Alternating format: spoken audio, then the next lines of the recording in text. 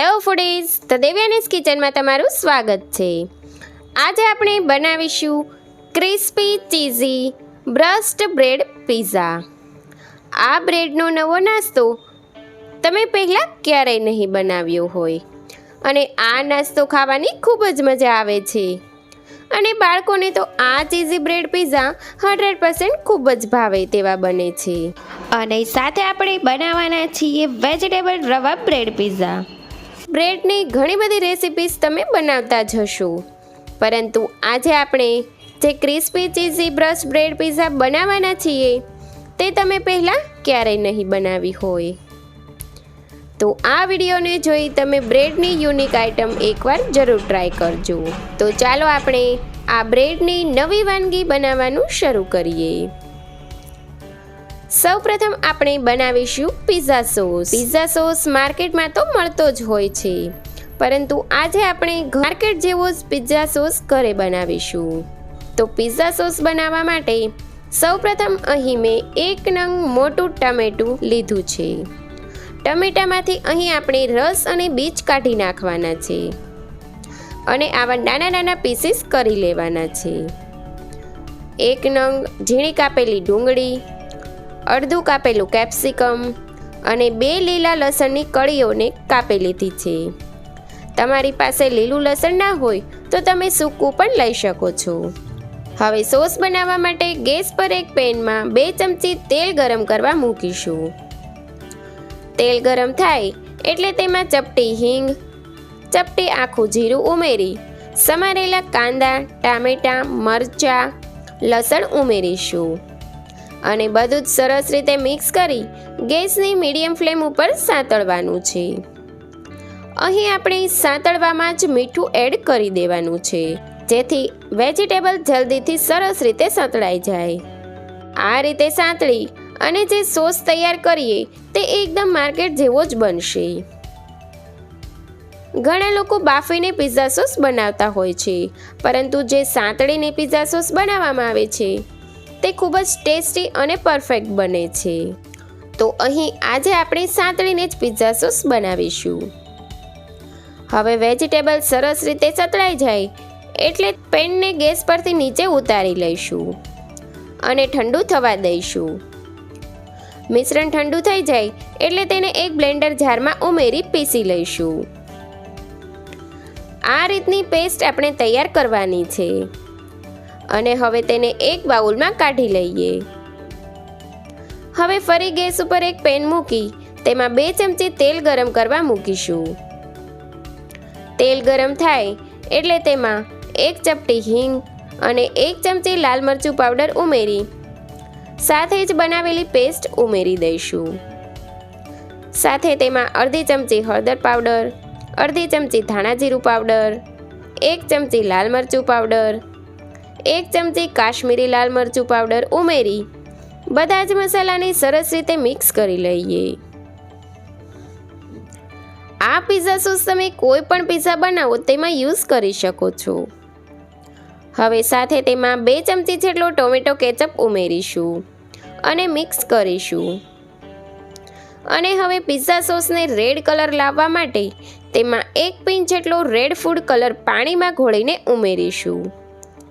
Colour ઉમેરવો બિલકુલ optional છે। હવે મિક્સ કરી 2 થી 3 મિનિટ ઢાંકણ ઢાંકી ચડવા દઈશું અને હવે 3 મિનિટ પછી હવે રેડી છે આપણો પિઝા સોસ।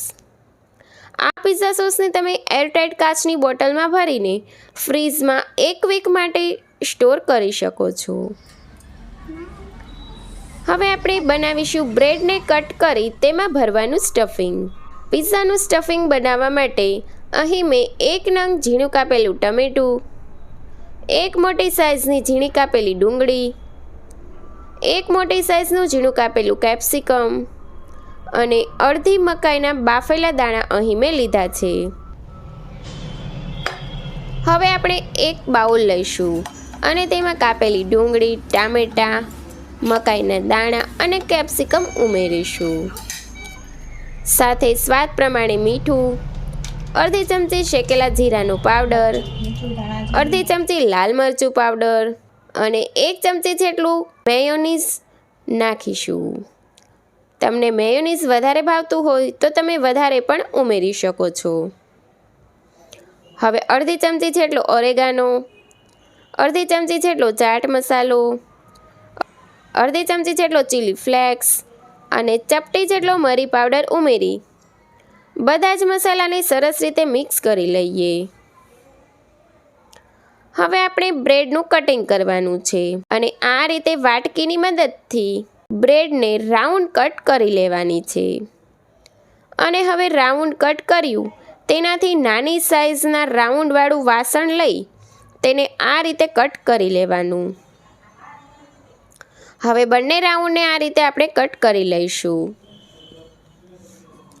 હવે ગેસ ઉપર એક પેન મૂકી તેમાં બ્રશની મદદથી થોડું ઘી લગાવી બ્રેડની રીંગને આપણે થોડી ગોલ્ડન બ્રાઉન થાય ત્યાં સુધી શેકી લેવાની છે. અહીં બ્રેડની રીંગને આપણે ક્રિસ્પી કરવાની છે અને ગેસની મીડિયમ ફ્લેમ ઉપર આપણે તેને શેકીશું, તેથી તે એકદમ સરસ શેકાઈને ક્રિસ્પી થઈ જશે. હવે આપણે બ્રેડના જે નાના રાઉન્ડ છે તેની ઉપર બનાવેલો પિઝા સોસ લગાવીશું. બંને બ્રેડ રાઉન્ડ ઉપર આપણે સરસ રીતે પિઝા સોસ લગાવી લેવાનો છે. અને હવે આપણે ક્રિસ્પી કરેલી બ્રેડની રીંગ સોસ લગાવેલા રાઉન્ડ ઉપર આ રીતે મૂકીશું. અને હવે આ ખાલી જગ્યામાં ખમણેલું ચીઝ મૂકીશું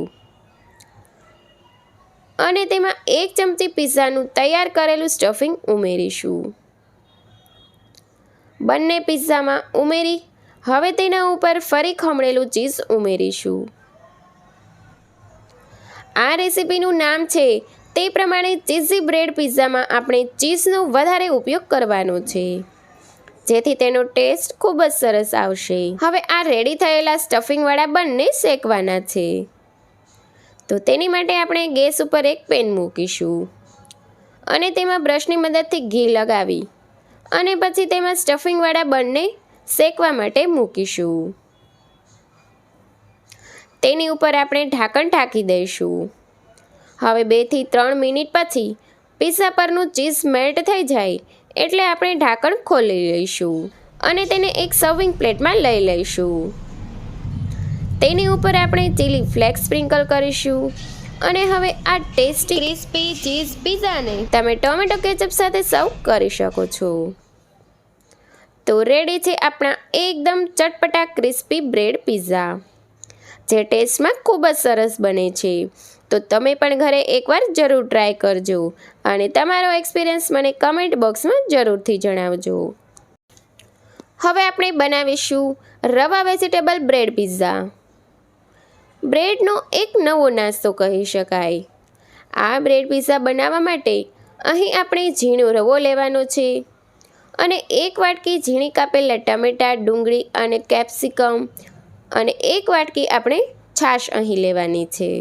હવે આપણે રવાવાળા બાઉલમાં અડધી વાટકી છાશ ઉમેરીશું અને તેને ચમચીની મદદથી મિક્સ કરી મીડિયમ એવી સ્લરી બનાવી લેવાની છે અને તેમાં કાપેલા વેજીટેબલ્સ ઉમેરી દઈશું. હવે સાથે તેમાં સ્વાદ પ્રમાણે મીઠું ઉમેરીશું અને મિક્સ કરી તેને આપણે સાઈડ ઉપર મૂકી દઈશું. હવે આપણે બ્રેડ લઈશું.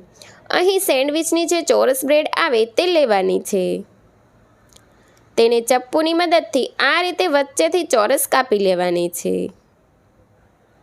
હવે આ બ્રેડ પિઝા બનાવવા માટે ગેસ ઉપર એક પેન મૂકીશું અને તેમાં બ્રશની મદદથી ઘી લગાવીશું. હવે કાપેલી બ્રેડને પેનમાં મૂકીશું.